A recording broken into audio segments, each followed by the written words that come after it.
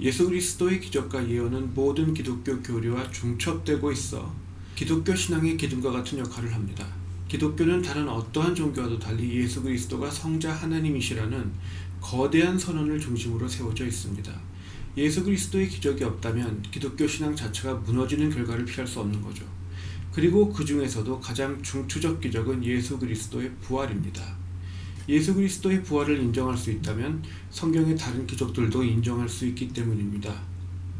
반기독교도인 데이비드 흉은 성경의 기적은 자연법칙의 위반이라 평했습니다.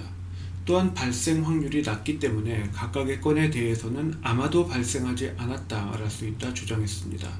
그러나 이는 여타 반기독교 사상과 마찬가지로 부정을 전제하고 그것만을 증명하려 하는 순환 논법의 일종입니다. 여러 증거를 객관적으로 검토하는 대신 전제한 부정에 맞지 않는 증거는 무시하고 맞는 것 같은 맥락을 만들어내 맞는 것 같은 해석과 증거만 주장하여 정당화하려는 편파적 시선이라는 말입니다. 실제로는 낮은 확률은 발생하지 않았다 말할 기반이 되지 않을 뿐 아니라 기독교 신앙이 기적을 이해하는 관점은 반기독교 측의 그것과 매우 다릅니다. 기독교 신앙에서 기적은 자연법칙을 부정하거나 파괴하지 않습니다. 예수님께서 기적을 행하셔서 병자들을 치유하셨을 때에도 바로 옆 동네의 병자들은 계속 병을 앓다 죽어가고 있었습니다. 예수님께서 부활하셨을 때에도 모든 다른 사람들은 한번 죽으면 다시 살아나지 못하고 있습니다. 기독교 신앙이 말하는 기적은 하나님의 왕국, 즉 창조주의 통치권이 우리가 살고 있는 세상으로 뚫고 들어오는 현상을 말합니다. 그리고 뚫고 들어온 외의 영역에서의 자연법칙은 영향을 전혀 받지 않습니다. 뚫고 들어온 곳에서도 자연법칙이 파괴된다기보다는 하나님의 주권이 자연법칙을 우선하는 것에 가깝습니다. 보다 쉬운 예로 신호등과 교통경찰관을 들 수 있습니다. 신호등은 그대로 작동하되 경찰관의 수신호가 있을 경우 신호등보다 우선권을 가지는 것입니다. 경찰관이 신호등을 파괴하는 것이 아닙니다. 그대로 작동하도록 두되 경찰관의 수신호가 우선할 뿐입니다. 교통경찰관이 도로에 서 있다면 운전자들은 수신호가 있을 것을 예상하고 신호등보다 경찰관에 주목합니다. 경찰관의 신호가 신호등을 우선하지만 경찰관이 서 있는 외의 지역에서는 여전히 신호들이 법적 효력을 발휘합니다. 마찬가지로 창조주 하나님께서 임하신 지역에서는 당연히 기적이 일어날 것을 예상하게 되지만 그 외의 지역에서의 자연법칙은 이전과 같이 하나님의 주권 아래 효력을 발합니다.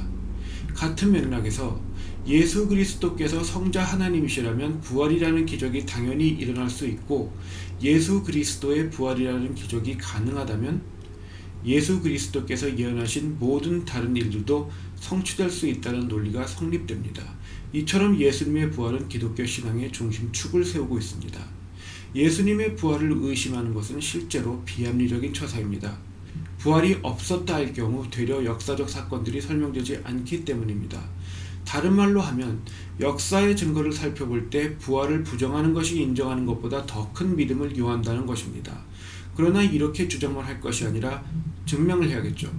그리고 그러려면 증거를 선별해 객관적으로 검토해야 합니다. 그래서 이 시리즈에서는 반기독교 학자들도 그 존재와 기록을 인정하는 자료들을 살펴보겠습니다. 구약 성경 안에 기록된 메시아에 대한 예언, 신약 성경에도 나타난 예수 그리스도의 삶과 기적에 대한 기록, 그리고 십자가형과 부활에 대한 역사적 기록이 엄연히 존재한다는 사실은 반기독교 학자들도 부정하지 못합니다. 따라서 이 기록들을 중심으로 예수님의 부활에 대해 살펴보겠습니다. 참고로 성경 또한 고대 문헌, 즉 엄연한 역사적 기록으로 간주합니다. 좀 더 자세히 말해 학자들이 동의하는 기록은 예수 그리스도라는 인물이 실존했음, 기적을 행하며 예수운동을 촉발하고 주도했음, 30대 초반에 십자가형에 의해 처형되었음, 당시 잘 알려졌던 사람이 소유했던 무덤에 장사되었음, 무덤을 큰 돌로 봉인한 후 로마 제국의 군병들이 그 앞을 지키고 있었음, 부활 사건이 발생했다 주장되는 시점 이후 무덤이 비워졌음, 부활한 그리스도를 목격한 수백 명의 증인들이 있었음, 예수 그리스도와 관련된 어떠한 다른 장례의 기록도 또 다른 무덤도 존재하지 않고 있음을 포함합니다.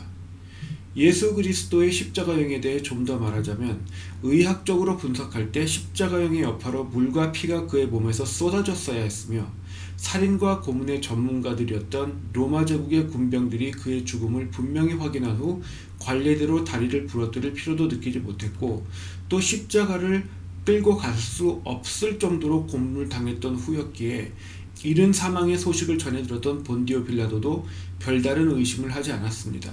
그에 더해 예수 그리스도의 추종자들이 갑자기 돌변하여 담대하게 부활을 선포하고 핍박을 감내했다는 것도 학자들이 인정하고 있습니다.